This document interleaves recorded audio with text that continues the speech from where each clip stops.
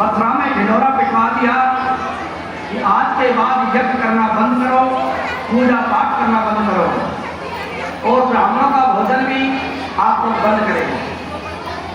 हम ही भगवान हैं, पूजा करनी है तो हमारी करें, यज्ञ करना है तो हमारा करें और मंत्र बोलना है तो ओम कंसाय स्वाहा, ऐसा मन में अभिमान आ गया है। कंस के मन में ऐसा एक भाव आया, देवकी का विवाह में कर दूं, चाचा की पुत्री है, मेरी छोटी बहन है।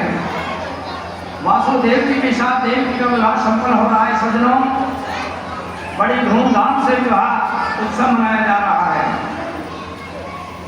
कंस ने बहुत दहेज दिया, लेकिन वासुदेव देवकी को जैसे विदा करने चला तो एक आकाशवाणी होती है। आकाशवाणी सुनी, अरे कंस, जिस बहन देवकी को विदा करने तुम जा रहे हो, तुम इसी देवकी का अष्टम कर्म तुम्हारा काल होगा। आकाशवाणी ने ये नहीं कहा देवकी का बेटा तुम्हारा काल होगा या बेटी तुम्हारी काल होगी, इसका अष्टम कर्म तुम्हारा काल होगा। लेकिन जो ना समझ होते हैं, देह को आत्मा मानते हैं, वो गलती करते हैं। अपने शरीर की सुरक्षा के लिए अपने प्रियजनों को मारने में संकोच का अनुभव नहीं करते। मेरे काल को जो जन्म देगी देवकी, मेरे काल को जन्म देने वाली देवकी को मैं जीवित नहीं छोड़ूंगा तो काल कहां से पैदा होगा।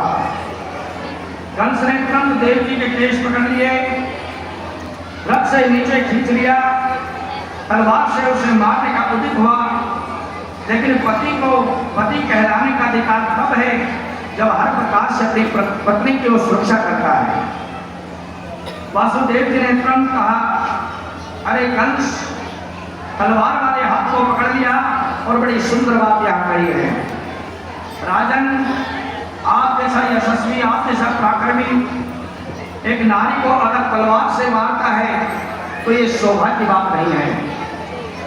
एक तो देव की आपकी बहन, नारी को वैसे भी अविद्या होती है और विवाह के समय तो नारी लक्ष्मी का स्वरूप होती है।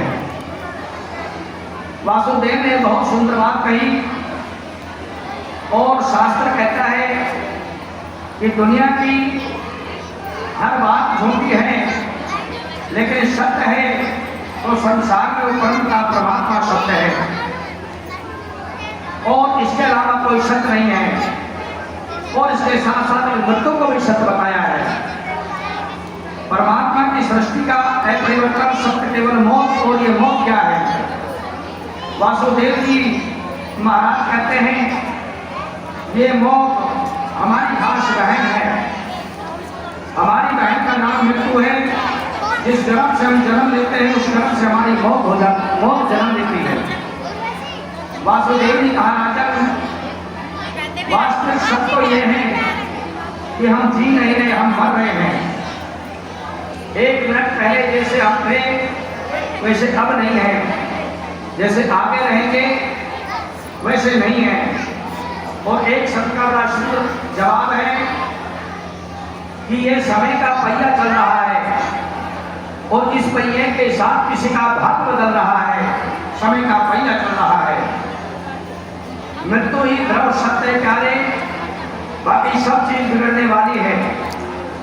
केवल सत्य है तो मौत है, एक परिवर्तन सत्य है, मरना सबको है, ये बात निश्चित है। महत्व जन्म लेने का नहीं, महत्व मरने का नहीं। प्रश्न ये है कि जितने दिन हम जीते हैं उतने दिन हम क्या करते हैं। स्वामी विवेकानंद ने कौन से सन में कितने बजकर कितने मिनट पर जन्म लिया और कितने बजकर कितने मिनट पर उनका वैकुंठवास हो गया, इसे कोई नहीं जानता। लेकिन भारत के 99% लोग नहीं जानते। स्वामी विवेकानंद जी ने जीवन में क्या किया, कितने पढ़े लिखे लोगों में कितने प्रतिशत हैं, ये सब जानते हैं विवेकानंद जी ने अपने जीवन में क्या किया है। कंस ने कब जन्म लिया, कब मर गया, कोई नहीं जानता, परंतु कंस ने किया क्या है वो हम सब जानते हैं। राजन तुम्हारे चरित्र पर कलंक लग जाएगा। बहुत बड़ा वीर बनता था, बहन को तलवार से मार रहे हो। नहीं, कंस ने कहा, सुनिए राजन, ये भाषण किसी और को सुनाना नहीं है, ये वेदांत किसी और को नहीं देना है। मैं तो इतना जानता हूँ कि मेरे काल को जन्म दे के देव की और काल को जन्म देने वाले को मैं नहीं छोड़ूंगा, तो काल कहाँ से पैदा होगा।